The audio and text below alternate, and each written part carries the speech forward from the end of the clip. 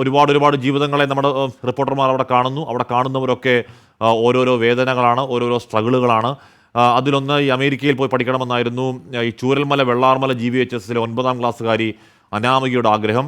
ചൂരൽമലയിൽ ഉരുൾപൊട്ടലിൽ അനാമിക കാണാമറയത്താണ് ഇപ്പോഴും. അനാമികയെ കാത്തിരിക്കുകയാണ് അച്ഛൻ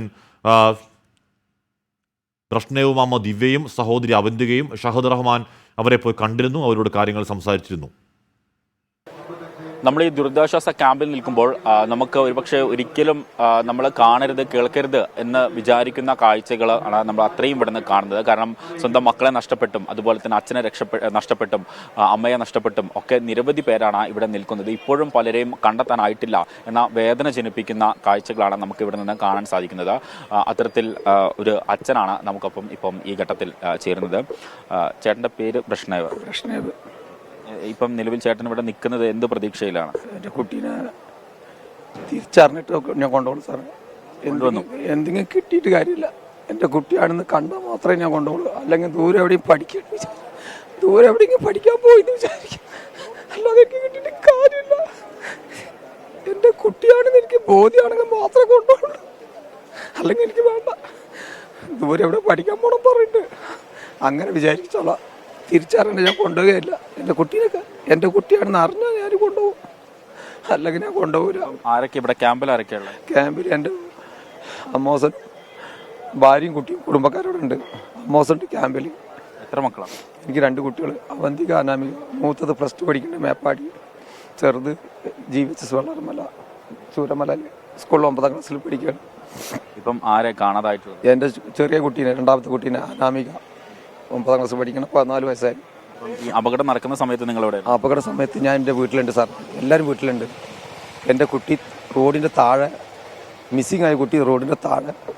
അമ്മമ്മയ്ക്ക് സുഖമല്ല. അമ്മമ്മ പറഞ്ഞാൽ എൻ്റെ വൈഫിൻ്റെ അമ്മയ്ക്ക് സുഖമില്ലാത്തതുകൊണ്ട് അവിടെ പഠിക്കുകയും ചെയ്യുക, പിന്നെ അവിടെ പോയി പഠിക്കുകയും ചെയ്യുക. അമ്മമ്മനടുത്ത് വർത്തമാനം പറഞ്ഞിരിക്കാറുണ്ട്. ഇപ്പോൾ 2 ആഴ്ച അവിടെ പോകാൻ തുടങ്ങിയിട്ട്. പിന്നെ ഇടി പൊട്ടുകയല്ല സാർ, പാറ കൂടെ വന്ന് ഇങ്ങനെ കട്ടാന്ന് അടിക്കാണ്. എന്തോ സംഭവിച്ചു. ഞാനപ്പോൾ തുറക്കുമ്പോൾ 12:50 1 മണിയായി. തുറക്കുമ്പോഴേക്കും അന്തരീക്ഷം മൊത്തം മാറി. അമ്മോസനെയും മണിയും മീനുക്കുട്ടീന്ന് വിളിച്ചാണ് താഴ്ന്ന് അവർ വന്ന് കയറി ചെറിയ കുട്ടീനെ വിളിക്കാൻ വേണ്ടി പോകുമ്പോഴേക്കും മരം കൂടെ വെള്ളം പോകുമ്പോൾ ഒന്നും കാണുന്നില്ല, താഴ്ഭാഗം ഒന്നുമില്ല, ഒക്കെ നിശ്ചലമായി. 8 മണിക്ക് പോകുമ്പോൾ കണ്ടതാ. പോണ്ടാറ് ഭാര്യ മോളെന്നെ പോണ്ടാറ് ഭക്ഷണം കഴിച്ചിട്ട് പോകില്ലമ്മ, ഞാൻ ഭക്ഷണം കഴിച്ചു, നോ പ്രോബ്ലം, ഞാൻ താഴമ്മേനത്ത് പോകണമെന്ന് പറഞ്ഞു. അങ്ങനെ അപ്പോൾ 8 മണി കഴിഞ്ഞ് പോണത് 12 1 മണിയാകുമ്പോൾ ഇതെല്ലാം സംഭവിച്ചു. പിന്നെ വിളിക്കാൻ റോഡ് കൂടെ വെള്ളം, വീട് ഒറ്റോടൊന്നും കാണുന്നില്ല. ഇനിയിപ്പോൾ 3ാമത്തെ ദിവസമാണ്. 4 പേരുണ്ടായി. അമ്മമ്മേൻ്റെ അവിടെ 4 പേരുണ്ടായി. സുരേശനും ഭാര്യ അമ്മമ്മയുണ്ടായി. 3 ആളെ കിട്ടി. കുട്ടീനെ തിരിച്ചറിഞ്ഞിട്ടില്ല, വന്നിട്ടുമില്ല. എനിക്ക് തിരിച്ചറിഞ്ഞ എൻ്റെ കുട്ടിയാണ് പറഞ്ഞാൽ മാത്രമേ ഞാൻ കൊണ്ടുപോകൂ, അല്ലെങ്കിൽ ദൂരെ എവിടെ പോയി പഠിക്കണ്ട. ഇത്തരത്തിൽ ഒരുപാട് വേദന ജനിപ്പിക്കുന്ന കാഴ്ചകൾ നമുക്ക് ഇവിടുന്ന് കാണാൻ സാധിക്കും. ഇപ്പം എന്തായാലും മകളെ കാണാനില്ല, നമ്മളിപ്പം മിസ്സിംഗ് ആയിട്ടാണ് മനസ്സിലാക്കുന്നത്. അപ്പം നിലവിലിപ്പോൾ ഫോട്ടോ നമ്മൾ സ്ക്രീനിൽ കാണിച്ചിട്ടുണ്ട്. അപ്പം എന്തായാലും എല്ലാവരും എല്ലാ ഭാഗത്തും തെരച്ചിൽ നടത്തുന്നുണ്ട്. ചേട്ടനിപ്പം ക്യാമ്പിലാണ് കഴിയുന്നത്. ക്യാമറമാൻ മുഹമ്മദ് അർഷാഖിനൊപ്പം ഷഹദ് റഹ്മാൻ, 24. ാണ് ഈ വിവരങ്ങൾ നമ്മളിലേക്ക് എത്തിച്ചിരിക്കുന്നത്.